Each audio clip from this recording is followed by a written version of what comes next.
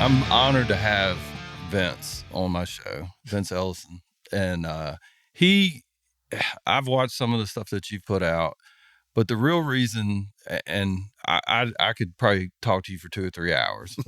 We're just shooting the shit earlier. And, but what I would like to talk about is I've heard fascist, racist, and everything else talking about Charlie Kirk. And I want to hear from you as his friend. Who was Charlie Kirk? Well, look, I've watched your show as well. You're doing awesome, man. You're doing good work. Thank you for doing it. People need to hear it. And thank you for having me on to talk about my good friend, Charlie Kirk. Because like you said, the left has to lie on Charlie. And again, Charlie wasn't Jesus Christ, okay? So I'm not kind of trying to compare Charlie to Jesus. But just like they lied on Jesus. You know, when he rose from the dead, what did they say? They stole his body. Somebody stole it. They can't tell the truth on Charlie but here's a good thing. They didn't have the internet back then. They got it now. Right. And if anyone hears something negative about Charlie Kirk, I would just ask you to do your own research and if you find a sound bite, find the whole thing and watch it in context. And you will find out that there was not a racist bone in Charlie Kirk's body. How do I know? I knew Charlie. I knew him well. We talked a lot. I did speeches for TPUSA, for BLEXIT. I was on his show almost a dozen times. So what was BLEXIT? BLEXIT is an offshoot of TPUSA. Turning Point USA is the thing that Charlie started. Okay. Then Candace Owens got started with Charlie. Okay. And that's when it really blew up. Okay. In, maybe around 2015, 2016. So Candace and Charlie would go to these college campuses and they tag team them, right? Okay. So then Candace wanted to do a more of a concentrated concept of going to the Black community. Okay. And she wanted to call it BLEXIT. It was a offshoot of the term when Britain left the EU and they called it Brexit. Mm-hmm. She called this BLEXIT. And she was talking about the Black community leaving the Democratic Party. So TPUSA allowed BLEXIT to operate under their umbrella. And Candace started going to Black colleges and Black universities and talking about the conservative Christian message there. And it started doing very well. Then Candace left and she went to PragerU. Then she went to Ben Shapiro. Now she's doing her own thing. But BLEXIT still remained. And there's a good young man there running BLEXIT now. His name is Pierre Wilson. And Pierre's running it. And it's still going strong. And we're going to expand it to a lot of HBCUs. I think what's cool about that is, I think when you dive deep down, that's not Charlie Kirk putting words to things. That's him putting money and his name and everything that he did behind something that's important to you. Yeah. And so if Charlie was a racist, why would he do that, right? Yeah. And so why is it so important to you as his friend to go to the Black community, go to the Black colleges and say, hey, this is the truth. This isn't like because it's life experiences that you've had. It's interesting, man. 85% of Black people say they're Christian. Right. About 75% of white people say they're Christian. Right. That's kind of our commonality. And you and I both have experienced this. And when Black and white Christians sit down and talk, you got 99% of everything in common. Mm-hmm. We find out we're not enemies. But there are people on the left, and they're atheists, most of them. Marxists, socialists, atheists, liberals, cruel people. They want power. And the way they accumulate this power is by making sure that 90% of Black people vote for the Democratic Party. My first book was called The Iron Triangle. I talked about this. I worked in the prison 5 years. And in the 90s, I saw all these young Black men come into prison, the Clinton-Biden crime bill. Mm-hmm. And I asked the Black intelligentsia, why are these young men coming to jail in such astronomical numbers? And they told me this lie. They said, evil, rich, white Republicans hate Black people and won't lock them up. Well, I was naive then. And I said, well, I'm going to put a stop to this. So I started a nonprofit, went down into the Black community. And when I got down there, I didn't see any evil, rich, white, conservative Republicans anywhere. You see a unicorn before you saw one, right? Right. But what I saw was a bunch of Black people making a lot of money off the progress, off of the chaos, I'm sorry. And I called this group the Iron Triangle. Okay. They were most Black preachers, most Black politicians, and most Black civil rights workers. And they were conduits between rich white liberals who were paying them and the poor Black community. And these guys' job was make sure the Black people voted for the Democratic Party by hook or by crook. The Black preacher was the worst. About 90% of these suckers are completely corrupt. And they are just contractors for the Democratic Party. When I ran for office in South Carolina for Congress, my father, who when I was born, he was a sharecropper, and he made his money in the insurance industry, and he had a gospel music a station in Brownsville. So he dealt with black preachers all the time. And my father took me to the side and said, "Son, listen to me. I taught you to revere the church, and I taught you to love God." He said, "But you trust a bootlegger before you trust a black preacher." But I think what's weird about that is back in those days, when you looked at the Democratic Party, they were fairly conservative. I mean, you had a lot of conservative people, not the conservative that you see today, right, but you had people that were like genuinely interested in humankind, law and order, and everything else. And so how do you go from a Democratic Party like that to what it is now? Yeah, those old blue dog Democrats you're talking about. Yes. Man, it came out of the civil rights movement. Okay. You had a bunch of Marxists and communists and weirdos and hippies and feminists and ne'er-do-wells that jumped into the civil rights movement and took our moral absoluteness. And when Martin Luther King Jr. got shot, they tried to take over the Democratic Party in 1968 at the convention in Chicago. And you remember Mayor Daley sent the hard hats out there and beat them all up, and they started screaming, "The whole world is watching, the whole world is watching." And so Saul Alinsky was there, and he said, "Y'all got three choices: either go either go somewhere and cry and find yourself a wailing wall, start throwing bombs, and if you do that, you're going to turn people over to the GOP, or come back in 4 years and you be the delegates." And they chose the third one. They went home, they regrouped, and in 1972, they came to Florida, Miami, Florida, to the convention. They were so organized that Mayor Daley, the guy that had run them out of Chicago, they ran him out in Miami. That's good. They took over the party, and that was the first time that the Democratic Party had gay rights, had abortion, had all this feminist crap put into the party. Richard Nixon cleaned their clocks that year, destroyed them. So what did they do to Nixon? They put Watergate on him. Okay. Gerald Ford became president. He went down, and they brought in Carter. Carter tried to implement a lot of this stuff, and who cleaned his clock? Ronald Reagan. And the American people kept rejecting this foolishness. Bill Clinton came in, tried to do some of it. What did they do? They cleaned his clock. Newt Gingrich came in. Bill Clinton went back conservative. And then finally they got their one. And who was that? Barack Hussein Obama. And Obama was smart. While he was running, he ran as a moderate. And you can recall he said he believed the marriage between one man and one woman. When asked about abortion, it's above my pay grade. He didn't say anything about Obamacare, anything Obamacare, reparations, nothing. But then he gets in office, and what does he do? Obamacare is the first thing he does. Sex change operations in Obamacare for free sex change operations, free abortion in Obamacare, forced insurance companies to cover sex change operations and abortions, started allowing illegals to come in, lying about it. He's telling people he's deporting them. But what he did was he lied. He started taking illegals that were called turnarounds before. Then he started calling them deportations. But he was allowing other ones in. So Obama allowed the daggum illegals in. Okay, people rejected him and brought in Trump. But we understand what happened with Trump. COVID, impeachment. Biden comes in and tries to keep the thing going. We reject it again, and we bring Trump back in. And Trump says, "I'm tired of this." And he is destroying the whole foundation of the Democratic Party. From the cartels, he's blown up these ships, to the drugs, to the money laundering, to the unions, to Antifa. Everything that makes them work, the colleges and universities, the grants and colleges, all the money going to these NGOs.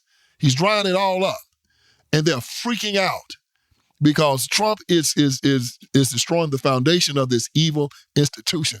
He went to the Supreme Court to say, no, you can't do sex change operations to children. He's stopping the whole trans movement in its tracks. And so he's pushing all of this stuff back because America finally understood, because of people like you and me and others out there, these are the ones that are doing this. Right. This isn't coming from the ether. This is planned. It's organized. And they lay their head at the DNC and at the Democratic Party. And now that people know it and they saw it, man, they saw it in live and living color at this Charlie Kirk memorial. Not one Democrat showed up. Really? Not one. Nobody, and just said, nobody from leadership or anything? Nobody. We had the Speaker of the House there. We had the President there, the Vice President there. Leon Musk showed up for his respect. Glenn Beck showed up. Patrick Bet David showed up.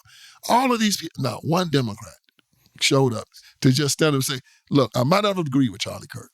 But he was a good man. He was a good man. He had the right to say what happened to him was tragic. Let's bring the country together. Let's stop all of this violence. You know why? Because they wanted them dead. So, kind of what you're saying triggers a thought process in me as far as how things work. And you talk about how people go back and forth with each other. And I think that was what was really unique about Charlie. Yes. He could have a conversation with somebody he disagreed with. Yes. And he wasn't trying to change their mind. He was just trying to give them the other side of the story. Yes. So with everything that's going on in the world today with the Democratic Party and everything else, what is the other side of the story that was so terrifying? Just like when you were a kid, if you lost an argument or anything else, all you had left is the name calling. Mm-hmm. Why are we fascist? Why are we racist? All those things. Why are we like that? And what is the end game for the Democratic Party when it comes to that? They can't beat our argument. They cannot do it because, see, when I go on a college campus and you have a child that's 20 years old that's been told since Obama that America is systemically racist. And I asked him where he's from. He's from Chicago, Detroit, I said, well, all the systems in the area you came from is controlled by the Democratic Party. They control the systems in the black community. They control the schools. They control the jails. They control the judges. They control the prisons. I mean, they control the systems that you call us systemically racist. No, your Democratic Party is racist. Well, they talk about white privilege. I said, well, it is a privilege to be white, but it's also a privilege to be black. It's a privilege to be Hispanic. It's a privilege to be Asian, Jewish. God gave us our privileges. Then when they say, well, white supremacy. So white supremacy? White supremacy is like voodoo, son. You got to believe it for it to have an effect on you. I don't have a problem with him feeling good about himself, or if he thinks that he's supreme. A lot of white boys jumped in the ring with Muhammad Ali thinking that they was going to whoop him and him getting knocked out. No, your job is to feel good about yourself, not try to pull somebody else down. This is America, boy. You better compete when you go out there. That guy's going to bring his. You better bring yours. You're a football player. You know that. Yeah. Your job your job might be to demoralize him on that line of scrimmage. Right. But you're not going to talk him into feeling inferior to you. You got to prove that you're better. You got to win. That's it. And that's the mindset that I throw at these people all the time. So I walk into a campus and I walk up into the room all of a sudden. I said, you talk about white supremacy, huh? That you have white privilege over me? I said, show me your white privilege over me. Let's put it to the test. Who in this room think that you have privilege over me? And I said, it's an illusion. It's an anomaly. And if they come to me with DEI and try to defend it, all I say to them is this. You do need DEI because you're inferior. I don't need it. My brothers don't need it. My sisters don't need it. My friends don't need it. But you're inferior-minded, and you're going to need it for the rest of your life. So what we're going to do is we're going to give you a one-room apartment, about $1,000 a month, let you stand on the porch and drink 40s while the rest of us go do great things. They can't break our argument. The problem they have with us is one thing. We believe in the thing they hate the most, and that's Jesus Christ. When I say these people are evil, I'm not playing with it. You're aborting babies up to the 9th month. You're castrating little boys and calling them little girls. You're giving double mastectomies to little girls and calling them little boys. You're allowing demented men to go into the bathroom with your wife and your children while they urinate. You're allowing demented men to go into the locker rooms with your daughters while they change clothes. You're allowing demented men to play in sports with your daughters, man. You're allowing drag queens to go into the schools and shake their behinds in your sons' faces. You're putting the Bible out of the libraries, putting porn in. And these people couldn't show up at the Charlie Kirk event because it would have been like bringing Dracula into a church. They can't stand that. Now, you saw how they rioted with George Floyd and all the rest of them, right? We didn't do any rioting. But how do we get because I feel like all the stuff, because I was a recipient of the police reform and the way we police. And basically what it did is it told the police, don't go out there and make contact with the community, because if you do, you're going to be called all these names. And so how does the I don't even think it's the right. And I don't want to claim one thing over the other, but I thought one of the most interesting podcasts I ever saw was Dan Bonagino had a guy, and I think you're talking about far left, far right, but like, I think there are a lot of people in both parties that want to arrive at a certain destination. How has the group that you're talking about, the evil group, silenced all the good people? They have a lot of money. It comes from a lot of evil people. The George Soroses, the Pritzkers, the Disney family, and they have a lot of money. Okay. And they come in and they fund the whole party. And they've actually run everybody else out. The abortion industry, the teachers' unions, the atheists, they have bundled, and they are giving hundreds of millions of dollars to the Democratic Party. And if you are a Democrat Party candidate, you have to side with them to win. And you know what? And I've talked to Democrats in office that are in something like a majority black district. And they say, man, if I don't side with these people, they're going to give their money to a guy that will. And what I can do, Vince, is I can talk to you and tell you how to maneuver around this and get something done. But when in public, I got to speak out against you. But you're right on school choice. These schools are terrible. You're right on us bringing the family back together. You're right on us bringing God back into the public square. You're right on this LGBTQ stuff. You're right on immigration. They're bringing all of these immigrants up to our city, and we don't have enough for our own children. Right. And now we have to, our children, our teachers have to take half of the school day to teach a child that can't speak English how to get through their schoolwork. How to get through the school day. And our children are suffering. They're bringing crime. We only got a certain amount of housing here. And then they come in and the rents go up. Then the crime goes up. And they don't want it, but they said, if we come out against it, the Democratic Party takes our funding. So what I have to do is assist you. Go talk to that person in my city. Go talk to this person in my city. Go get on the radio station in my city and tell my people about it and have them make me do it. So here's a question, and I'm sure have you met Winsome Sears? Oh yes, I met. And Governor Sears. You listen to her story. Yes. How can you be? I don't care if you're black, white, or who you are. How could you not embrace a story like that? A story of success. Like, she served her country. She came here from another country, served her country, did all those things, but yet somehow it pisses me off. Yeah. The PBA endorsed a Democrat. And we've on the law enforcement side see what happens when those policies come into effect. Yeah. Why are communities not embracing? Because I think people want law and order. They want more law enforcement. But how do you get people out, the general public, how do you educate them and say, hey, this person is not good for you? You know what? Charlie Kirk was doing something, which is what I'm doing and you're doing, that the RNC has never done well.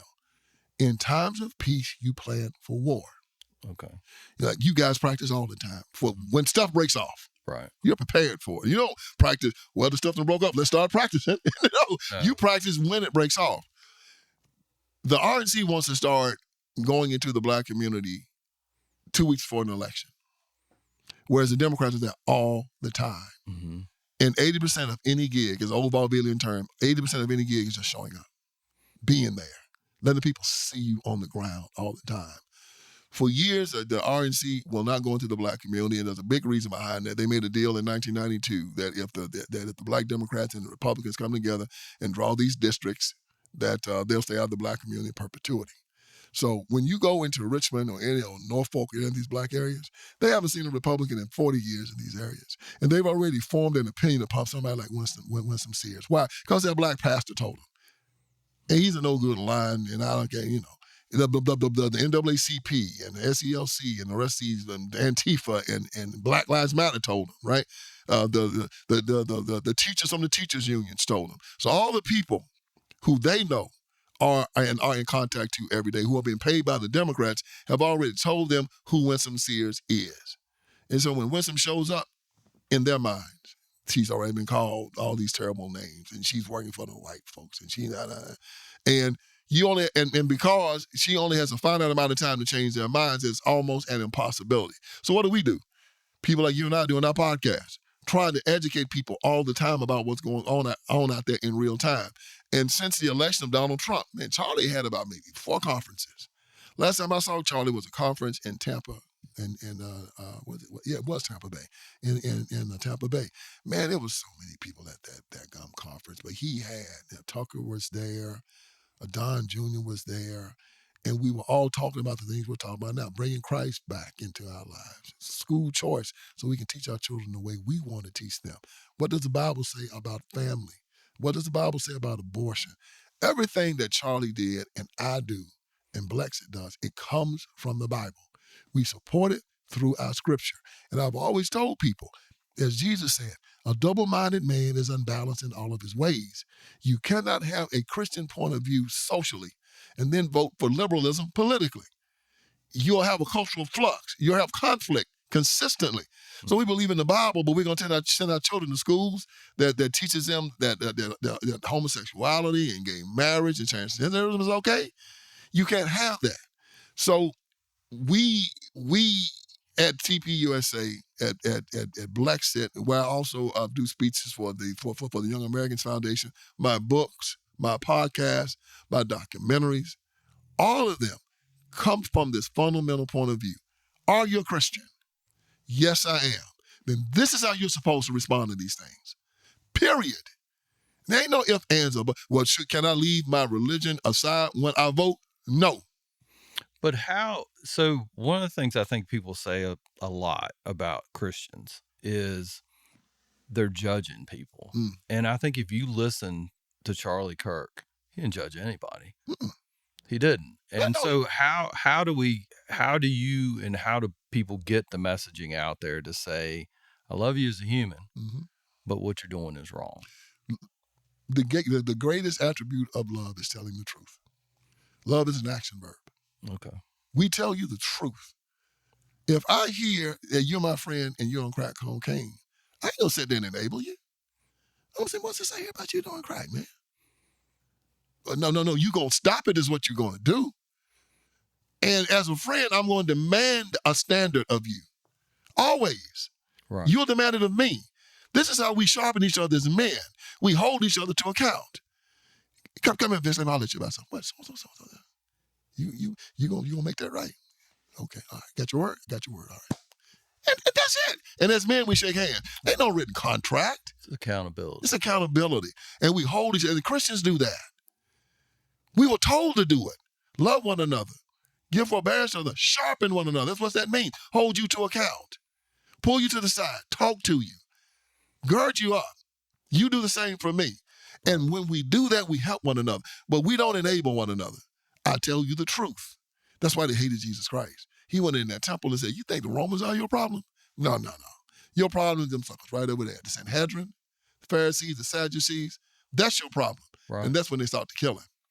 Charlie went out and told people, look, man, you're a grown man and you're still on your mother's breast, which is the government. Cut that mess out and get to work. And what happens? They both hate you, don't they? Because there's a codependency going on. You got this demented mom that gets some type of a pleasure out of her son still on his breast, and he's 7 or 8 years old, and he gets some type of pleasure on it. And then you come and you confront that codependency, and both of them look at you and get angry. And they get mad at the person that's told them the truth. Nobody's hated more than the truth teller. Okay. A guy that tells you, you're a grown man, get to work. Boy, that'd make you angry. You be in the house laying down on a hot day and your daddy come and say, boy, did I tell you to mow that yard? Right. Yes, sir. Well, is it mowed? It's no, not. sir. Right. Get out there and do it. You mad, but it's true. But you're out there mowing it. You out there mowing it. So how do we get people to start mowing the grass? Well, what we have to do is tell them the truth. Men like you and I hold them to account. Look them in the eye. Boy, you know better than that. Instead of just walking past like we usually do now, that you can't judge. Well, when you tell me I can't judge, you're judging me. So you're a liar. Yeah, we have to judge rightly. That's what our Bible tells us. Judge rightly. Look, and we have to understand what this judgment thing is. Okay, you have the prosecutor, you have the defense, you have the jury, and you have the judge. The prosecutor, the jury just finds you guilty. Right. They don't put the punishment on you. No. The judge puts the punishment on you. That's the judgment. So when our Bible talks about judging people, that means putting punishment on them. Okay. You've done wrong. Now I'm going to punish you. No, but I can say you've done wrong. Okay. I can look at you and say, it's like telling you that you got on a red coat. It's true. Right. I mean, if I catch you stealing, you're stealing. Boy, that's wrong. Right. Now, do I have a right to then take a baseball bat and beat you in the street for it? No. That's what the authorities do. So when people talk about judgment, it is not forming an opinion. That's not judgment. Judgment is throwing the penalty down. You arrest the guy, you ain't judging it. Mm-mm. I'm going to take you, and the prosecutor's going to decide whether to prosecute you or not. Right. And then we'll take you to a jury, and the jury's going to find whether you're guilty or innocent. And then the judge is going to get up there and he can say, well, okay, you can go. Or he can put the time on you. So one of the things that I think, and my brain just works in like steps, and I feel like the reason you are here and the reason you have the thought processes you have and the beliefs that you have is the way that you were raised. Yes. We have a whole generation that wasn't raised like that. Boy, no. And so and I feel like that's what Charlie was doing. Yeah, he was that shock Yeah. that said, no, it stops today. Yes. You know, like to use your example, he just broke the seal off that nipple. And, there you go. It stops today. It stops today. How do we move forward? So I don't think you'll ever replace what Charlie Kirk did. No. But what do we tell these kids? We sent some of our people out to the local campuses to talk to these kids, and they have a lot of feelings. Yeah. But how do we convert that into action? Because I think Charlie was action. Yes, he was.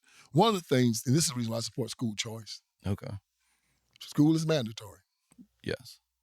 And you have it almost every day. And this one size fit all of education is not working. America for a long time was a bottom up system where in the 40s and 50s when me and your mom and daddy went to school, they knew that the parents were not educated. They just weren't. Right. And so they knew they would have to get those children and start from the bottom up. The most uneducated child from the most ignorant backwood of cotton plantation. And we got to teach these children everything. And they did. My father and your father and mama learned how to read and write for the first ones in their family, and we learned. Now it's a top-down system where you got to have two parents in the house. You got to have a stable environment, and you got to have all that, and then the child does well. But the bottom children do terribly. But the top children, we have options. You know, your children and mine got options. I can send them to a private school if I want to at the public education. You got a nice suburban school, but these children at the bottom, and the Democrats benefit from that. They have no incentive to change it. Because they have dependency. Yes. So what happens? This is what I love about Trump. One of the things I love about him the most is school choice. Most people, unless they are insane, want their child to have a better chance at life than they do. Right. They want them to get a better education than they have. They want their sons to grow up and be able to take care of themselves and their mother. School choice is that opportunity. When Donald Trump was a hothead, what does his daddy do? Send him to a military academy. Right. So, boy, dadgummit, I'm tired of you. I'm on the road working all the time. You at home showing your ass. I got something for you. And there are a lot of parents that have that ability, but a lot of parents don't. But I can guarantee you, if you walk into a house with a mama with 3 children, their daddy in jail, dead, or just gone, and they're not doing well in school, and me and you walk in there and say, Miss Jones, yes, we got school down here in this city. It's going to cost you nothing because you got school choice. That money going to follow your child. We're going to put him in a uniform. We're going to teach him to be a man. This is an all-boys school. We're going to teach him about his religion. We're going to teach him how to take orders. We're going to teach him to be a man. You send your boy to us, by the time he gets to be 18 years old, he's going to be taking care of you. He ain't going to be in jail. He ain't going to be around here with 3 or 4 baby mamas. He ain't going to be on dope. He's going to grow up. He either go to college, he's going to go to the military, he's going to get a job. And he's going to be a good law-abiding citizen. I promise you. Send him to us. I guarantee you they'll do it. But you know what? The Democrats will fight you tooth and nail before they give you that. That's how we change it. Because of the union. The teachers union give them so much money. They give 99% of their money to the Democratic Party. It's hundreds of millions of dollars. You know, that stupid mayor up in Chicago, all in the teachers union's pockets, all in it. And he's in trouble right now because he promised them so much money, but then he gave the money to the illegals, and he's got to sue. So that's the thing. That's the fight. If we're going to change this, we got to go back again, and we can change it in one generation if we can just and whenever. Give you a good example. Hurricane Katrina tore down New Orleans. Just read in the Washington Post. I think it's the 25th anniversary, or something like that. They were talking about the miracle in New Orleans with the public educational system. It tore down all the schools, and New Orleans needed money to build the schools back.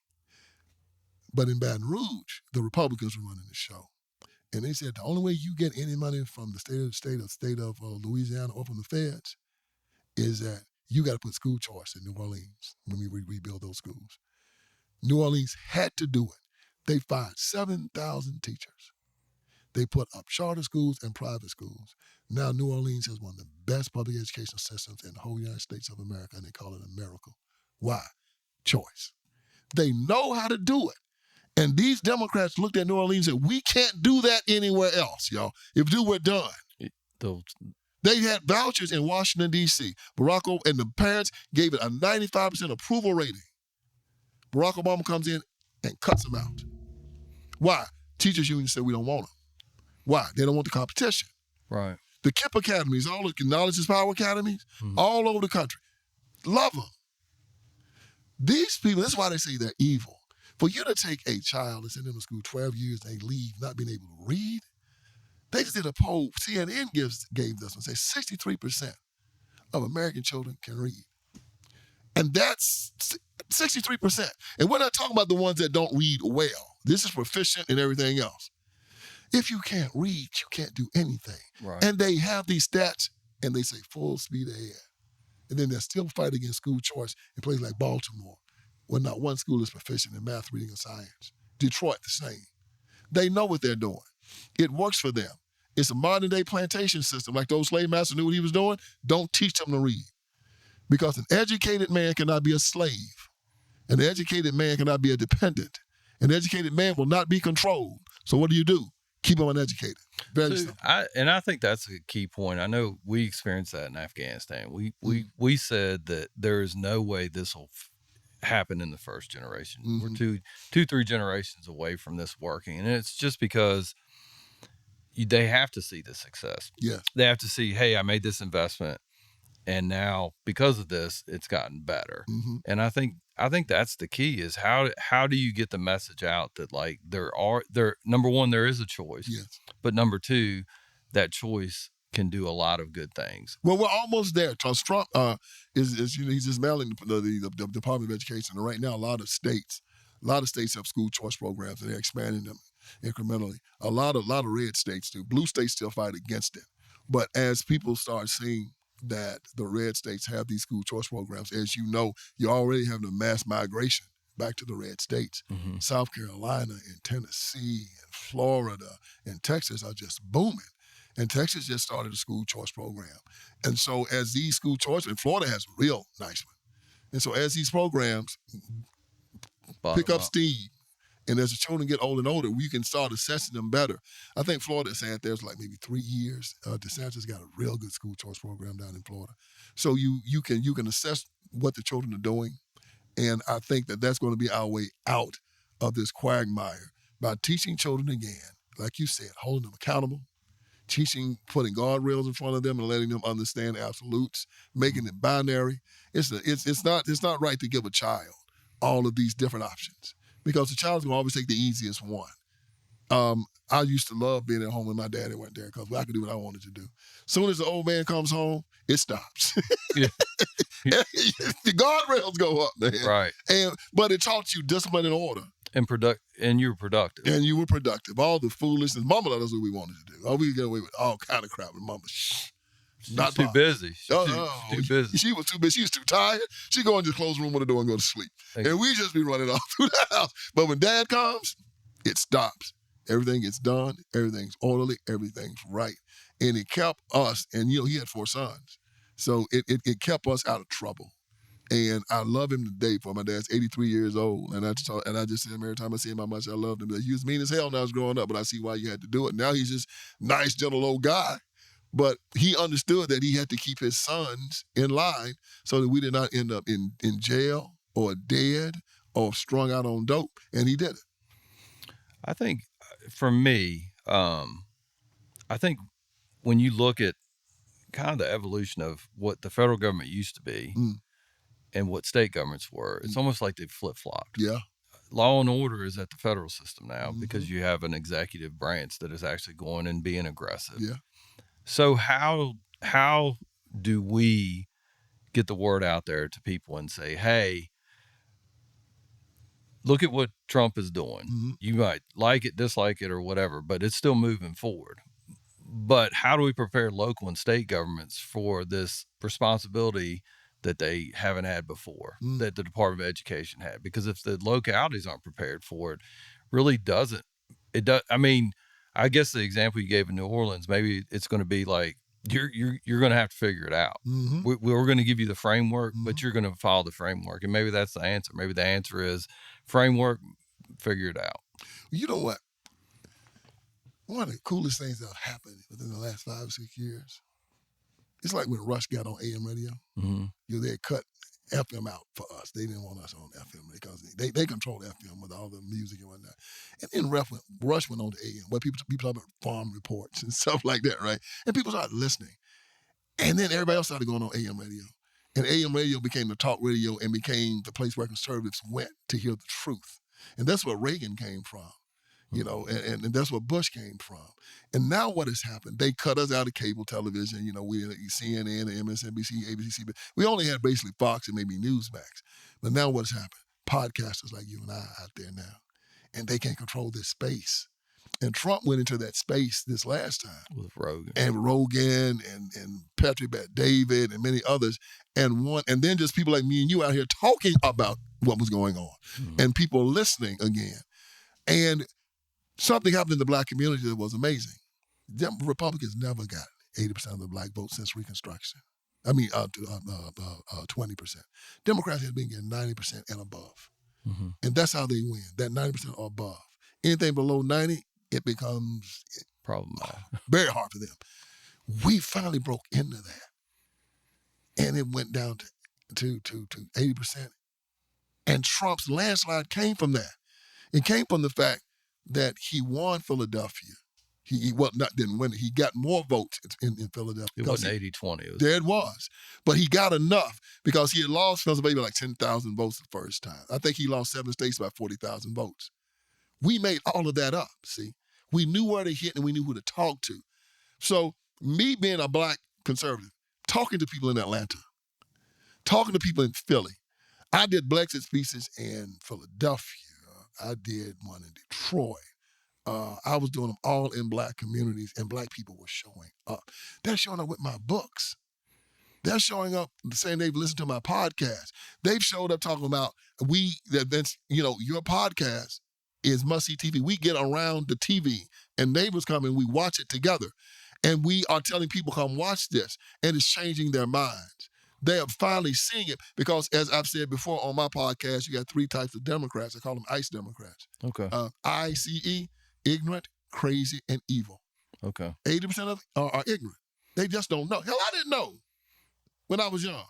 Right. So I understand that. Right. You get your information from the preacher, from black radio, from the NAACP, and then from black politicians. So you're ignorant. Then you got the ones that are crazy. You've seen them, on dope. Got sometimes mentally homeless. Mm-hmm. We pray for them. Right. There ain't much you can do for them. You don't make fun of them. You don't try to hurt them. You pray for them. And then you got the evil. And those are the ones that run the party. They know exactly what they're taking advantage of the I and the C. There you go. They know exactly what they're doing. There's Joe Biden that says he's a Catholic, but he votes for 9-month abortion. They bring these illegals over him sleeping on the streets like dogs. Have these people walk thousands of miles to come up and then give them sanctuary in these cities and know that they're going to be sleeping in alleyways and then going to soup kitchens. Evil people, that want to do transgender operations as children. That understand. And you saw Mike Walsh showed this video of this woman at Vanderbilt Hospital saying that if we catch them young, we can make hundreds of thousands of dollars off of them. $100,000 for the operation, and then $1 million for the hormones that we have to give them. The care that they would need to maintain that. And now that the government is paying for it and insurance is paying for it, we need to get in on this. And it became a money-making deal for them. And so they're trying to catch children because this is when they're malleable. See, they ain't going to transition me and you. Right. They missed their Wonder was, right? Right. But so where do you go? Children, 12, 13, 14 years old. Where their brain hasn't developed. There it is. And you're going to tell them what the new normal is. Yeah. And they're going to go, oh, that sounds pretty good. And it's turned into a social contagion. Okay. And they've happened before. And they say that if little girls are in a group, if one girl becomes transgender, they said the whole group turns transgender. Mm-hmm. And these therapists are seeing this in groups of girls coming up saying they're transgender, and they take advantage of it. Well, hell, man, this is free money. And so they first it's the therapy, then it's the drugs, then it's the operation, and then it's giving them the hormones in inside perpetuity. It's a money-making scam for these people. This is why I say they're evil. But when you explain to people, this is something that we didn't do very well. We didn't put in a box. We talk about these things, and most people say, oh, that's terrible. Oh, that's horrible. Oh, that's evil. But we didn't say the Democrats are doing it. We just let them think it's out there. And it doesn't, you don't show the driving force. Exactly. It's like when AIDS came out. We knew people were dying of something. Right. And then Dr. Gallo finally found the AIDS virus, and he said, that's it. And when they found the virus, we knew how to combat it. They were right to start it. So when you say it's the Democratic Party that's doing this, people say, what? So my dad was one of those old Kennedy, Democrats. And when I sat down and told my daddy about 9-month abortion, he said, son, that's murder. I said, Dad, that's your party now.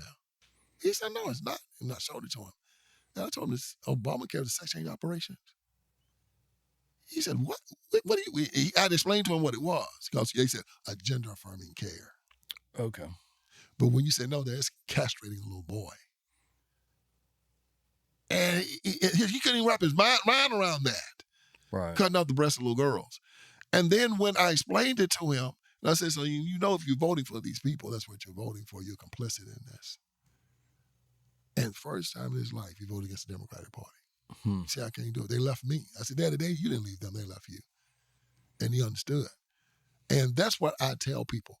I had an opportunity to go to a church in Memphis, Tennessee, World Overcomers, 10,000 member church, biggest black church in the South. The minister, the pastor, there was a guy by the name of Alton Williams. Alton, strong, cold conservative. He couldn't preach too much politics in his pulpit, but he preached enough of it for his congregation of who he was. He brought me in for Black History Month. And when I went back there to meet with him, I said, okay, Alton, this is your church. What is it that I can't say? He said, for you, nothing. Me, I got to do, but for you, I bought you here. I bought you here to tear it down. Tell them what's going on. Tell them the truth. I said, all right, Alton, you show me. I'm sure. When I told Sean Hannity and Tucker I was going, they took bets on how long I was going to be alive. Well, I said, but this was 5 miles when Martin Luther King Jr. got killed. And I got up there, man, and I did my spiel. It's on my channel. I did the speech. I got 5 standing ovations at the end of it. My dad was there. My brothers and sisters were there. The people. But that was home. That was almost home to you. It was. Because you went to school down there and everything. It was. And boy, and I walked up there and the devil got in my head and he said, man, you're going to get up there and you're going to make a fool out of yourself. They're going to boo you off that stage. You're going to be embarrassed in front of your family, your hometown, and ain't going to be nobody going to be up there to save you. And when I walked up there, I did not know how I was going to receive by that crowd. I had no idea. But when I started talking about my walk with Christ, how you have to choose a side.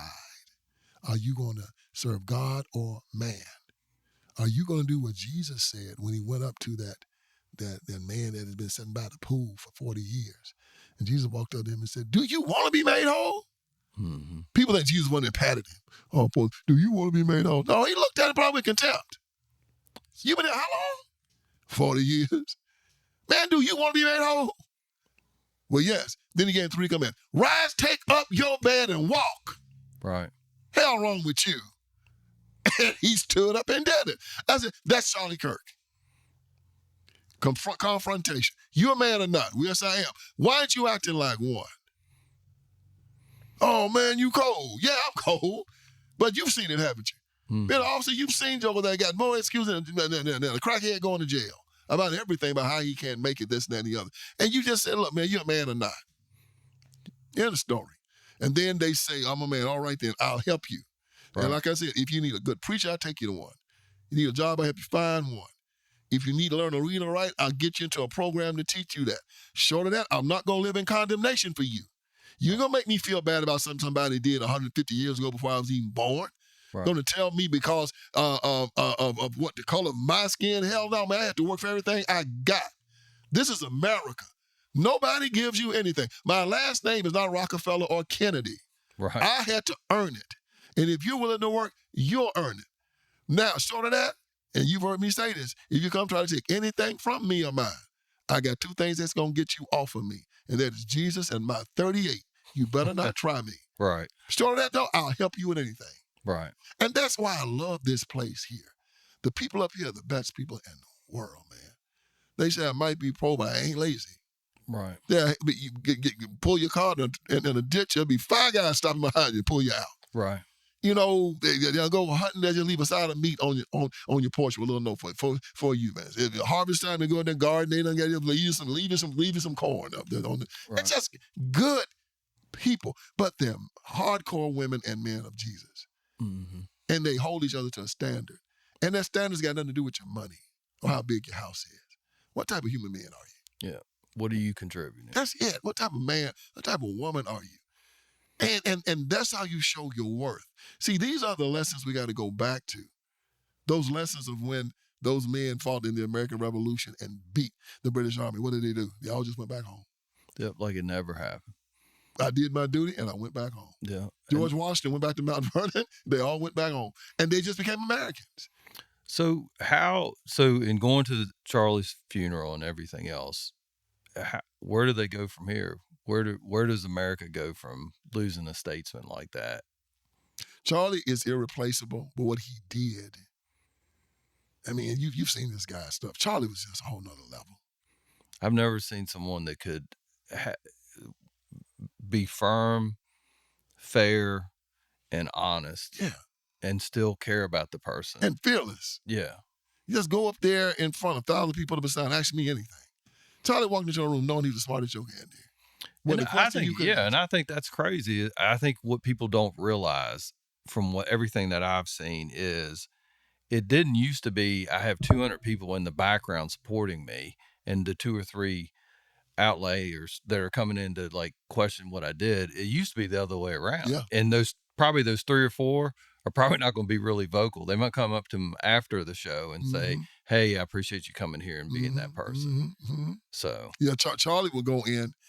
And what they're doing now at Turning Point, they're putting chapters up in almost every high school and every college. And they're going to be debating societies where children who have been afraid to speak are now going to speak. And they're going to debate these issues, and they're going to debate, and Christians are going to debate other Christians. Now, you know, sometimes people of faith have a lot of things in common. Mm-hmm. Abortion, LGBTQ, things like that. People of faith are going to talk to other people of faith about making sure that their faith is the thing that leads them in the political realm. Every part of your life should be led by how you walk with God. Your religion is your foundation, and we've made it a hobby, something that we pick up and do when we want to. And Charlie Kirk was saying, no, it's not that. It's not that. He challenges men to be men of God. He challenges women to be women of God. And with the feminism craze around, that's a real tough one. Because if you ask a woman to do something like, why you want to submit to your husband? What do you mean submit? He said, hold on now. Right. Let's talk about this. It turns into a fight. If you want to talk to some church about maybe what they talk about a whole lot of women being preachers or ministers in the pulpit, they want to get mad. I don't care what the Bible says. It's a pride thing. Right. C.S. Lewis said that the biggest sin is pride. He said it is the most damnable of all sins. All sin comes from pride. Right. That Satan, it was pride that led him to rebel against God. And we have this pride, especially in America. And we talk about it openly. Gay pride, black pride, LGBTQ pride, Hispanic, being proud. And God said, I hate pride. He didn't say I disliked it. Yeah, I hate it. And it's the opposite of being humble. I asked my dad when I was a boy, he would always make sure I said yes or no sir to everybody. Right. I asked him, why I gotta say yes or no sir to people I don't even know? He said, son, listen, these people have knowledge and they have access. You can only get their knowledge if you're humble. If you walk up to them and you play football, right? The coach calls you, you're like, Coach knows. Go there, sit down. He knows you're not listening. Right. But you run there, you look at the coach and I say, yes, sir. Yes, sir, coach. Mm-hmm. Yes, sir. He'll say, okay, son, now go do it. Because coach knows you're humble. If you go back and say, my bad, coach, I'm sorry. What did I do wrong? Right. And the coach sit down and show you. But I ain't do nothing. You did it. You just the coach goes, go sit down. Right. The yes, sir, no, sir, yes, ma'am, no, sir shows you you're humble, that you're ready to receive information. Your pride has been put to the side. But you walk up there with pride, son. Can't nobody help you. And I understood that. And you and I both know, and you man of God, you understand this. When people come to you in that pride thing, you get, all right now. But if somebody comes to you, officer, I'm sorry. No. And I was driving too fast. Your demeanor changes completely against that person. Right. And it's a human element. We have too much pride. And Jesus was the most humble servant that there was. Remember when he washed his disciples' feet? Peter got an attitude. Said, oh, no. You ain't washing my feet. He said, Peter, it's always you. It's always you. Right. I have to humble myself. I'm your servant. Right. And he said, you're going to have to do the same thing. You got to humble yourself. And that's the hardest thing for us to do because black people especially was taught in the civil rights movement to be prideful. This is what I didn't like about it. Jesus said you change the heart. We want to use the law. We wanted to expedite it by going to Washington as opposed to dealing with our neighbors, dealing with a man on man, person to person. And it would have slowly, and it would have been organic, and it would have been right. Right. Instead, you come down and you have the federal government put a gun to your neighbor's head. And then he bows his back, and you never reconcile. And Billy Graham wanted to start a crusade with Martin Luther King Jr., as Billy Graham did. Billy Graham would not have a segregated campaign. Everybody's coming. If I hold a tent meeting, everybody's invited. Right. If I go into a stadium, everybody is invited. And I'm going to proclaim Christ to everyone. And Billy Graham saved more souls than anybody did behind that. Right. Martin Luther King Jr. never called people to the altar, never told them to profess Christ as their Savior. He went to government and said, use the gun on your neighbor. And people want to say that's virtuous. It's not. That's not how we Christians do it. We talk to one another. We give forbearance to one another. We forgive one another. We pray for one another. And at the end of the day, we love one another. Right. And that's what we have to talk about more than anything. Loving one another, helping one another, showing the real character of God to our neighbors, like we did at Charlie's, memorial. The whole world saw it. And they're aghast at it. And then, the liberals, there's like a prayer meeting, people professing Christ, and they hate black people. I thought, man, did you see the black people there? Good gracious. No, they equate being black with being lazy and needing government and being on government programs. And then if you take those away, then you're somehow racist. And they're the real racist. Because that's not what being black or an American is. Yeah, we believe in the social safety net. We believe in that. But it shouldn't be a hammock. We believe we're supposed to enable people and encourage people and say, okay, son. Give them the tools. Give them the tools. One of your children come back home today, I done hit the wall, man, I lost everything. It's okay, son, come on home, get yourself together. Then after about maybe 3 or 4 days, okay, what's your plan? Licking your wounds and then going back to work. That's right. Daddy should help you get back on your feet, but you gotta get back on that horse and ride it now. And you encourage him. And you press him to do it. That's where love comes from. Or you come home 3 years later, he laying on your couch and got fat. You haven't done that boy any good. So I have one more question for you. And I think from my standpoint, we've done a lot of law enforcement on this show. How does law enforcement do a better job communicating with the citizenry that we service and say, we're not here to commit acts of violence against you or anything else, but we will uphold the law. Yes. And if you choose violence, we will meet violence with violence. There's 2 things I've seen law enforcement get very, very good at lately. Showing mercy. Mm-hmm. You catch a guy speeding. Right. You let him go. Yes, sir. You check his license. Okay, man, you're straight. I'll let you go. Slow down. Right, yeah. Showing mercy. Because, justice is law tempered with mercy. Right. So showing mercy. And 2, they've got much better at when there is a confrontation with a citizen, they don't go to the low level of the citizen. So the citizen starts cussing out the officer doesn't curse back. Okay. Get on the ground, MF, get on out, blow your blinking brains out. They started stopping a lot of that. Okay. They've been more professional when it comes to no matter what the citizen does. Oh, you pig, you da. Sir, ma'am, please lower your tone, please. They've gotten much more professional as opposed to, and you've watched cops like me when they cussing people out. Oh, and they're as bad. I mean, I'll admit it. That was me. Yeah. And like I said, you're right. We can do better. Yeah, you are professional with the citizenry. Mm-hmm. Because as you've seen when you go to these fast food restaurants or anywhere, they said the customer's always right. Boy, the dadgum customer, you raising all kind of saying in the store. And the person behind the thing says, yes, sir, yes, sir, yes, sir. But at the end of the day, they're going to make that decision about whether or not they're going to sell this item to them or take the item back or whatever. So you got all the control. Right. If you're going to arrest him, you're going to arrest him. If you're going to put the cuffs on him, you're going to tase him. You're going to do what you're going to do. So when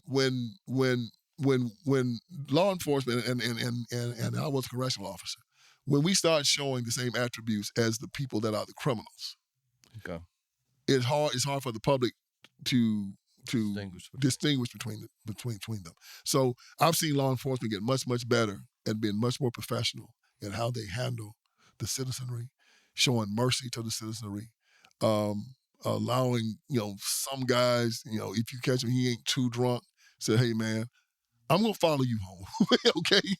And because I don't want you to lose your job. I don't want you to have to go in front of the judge. I don't want your name in the paper. I don't want your children knowing about this. And that guy is going to tell you, man, thank you. So I'll end with this story that goes right with that. It was probably midway through my career. I stopped a guy. He was like, look, I got a wife at home. I'm the sole breadwinner for this household. Man, if I get a DUI, Mm-hmm. I'm not going to survive this. And I was like, all right, well, I said, who do you want me to call? And he said, whatever you do, don't call my wife. She's at home with 2 young kids. Wow. You know who I called? His wife. Mm. About 2 years later, I was getting my hair cut, and the lady cutting my hair, she was like, a friend of mine. And she said that dude they ended up being mutual friends. And she said that dude has never drank since then because he didn't lose his job.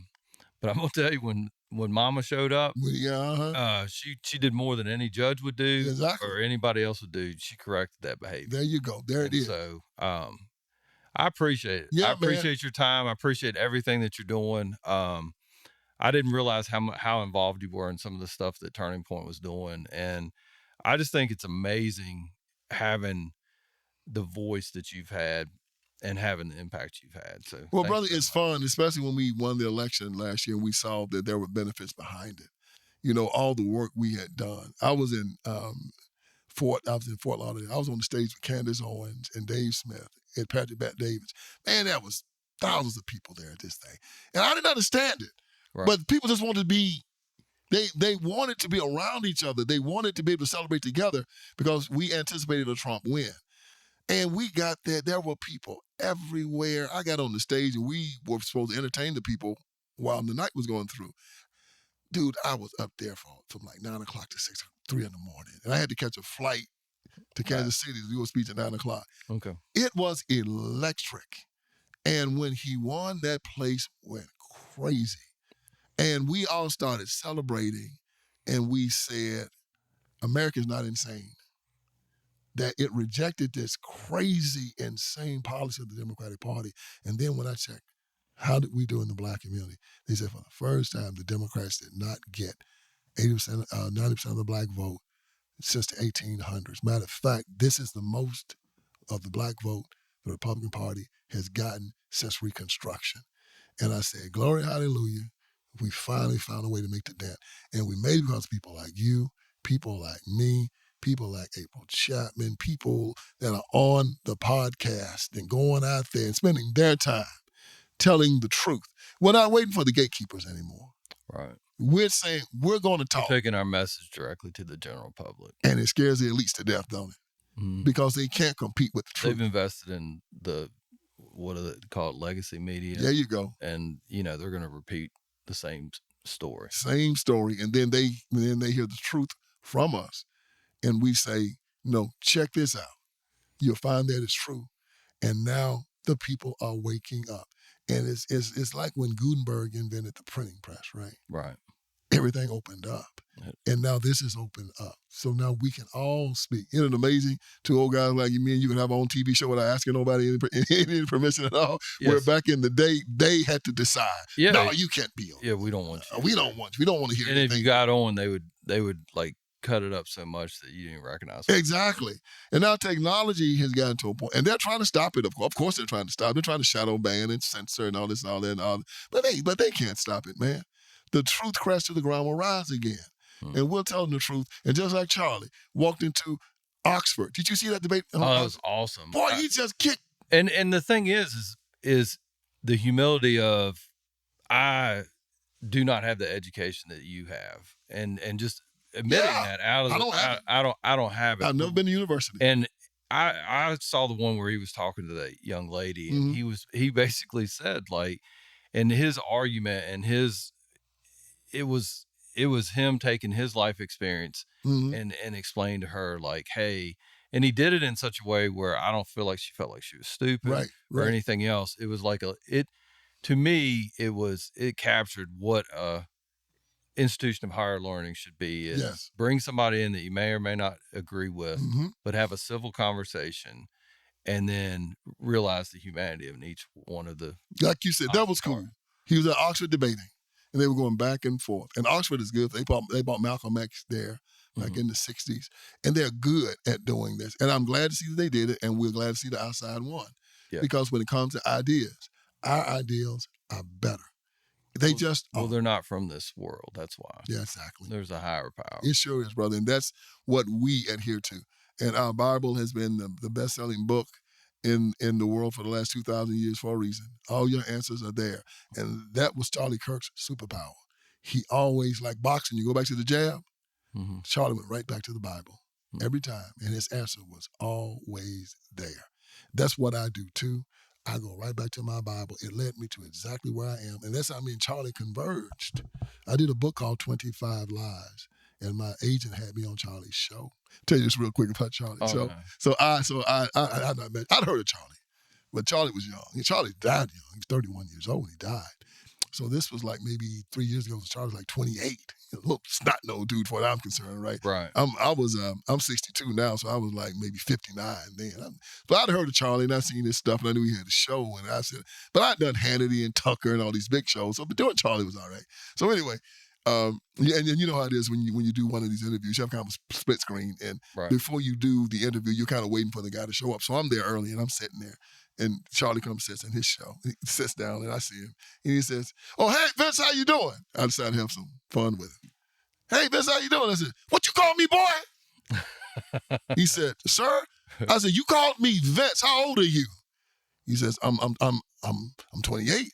I said, "Well, I'm 59. Well, you called me Mr. Ellison." He said, "I'm sorry, Mr. Ellison. I'm sorry." And I just started laughing. I said, "Well, I'm just messing with you, Charlie." He said, "Come on, dude. You always give me a hard time." He's like, what have I done? Where do I go from here? And we had the interview, man, and we became fast friends afterward. Charlie and I nerded out on John Locke. We, most men nerd out on beer and watching football. We talked about John Locke afterward for an hour. The second treatise of government, that your rights come from God. They're unalienable. They're irrevocable, non-transferable, unsellable. Right. And we just talked about that, and after that, we became fast friends. I started speaking for TPUSA because Charlie saw that we were right here. We came together based on our Bible, our beliefs. As men, we believe there was no flaw in the Bible, and that all your answers are there. And that if ever you had a question, that's where you went, and that's where we got all our answers from. And we became fast friends, and we kind of bonded on that. Man, this has been a great experience for me. And oh, man, it's great for me also. I hope to catch you at some point, but you got a really big head start. So thanks a lot for coming on. Man, you ain't going to just catch me. You're going to pass me. I don't know about that. You'll be fine. All right. Thanks a lot.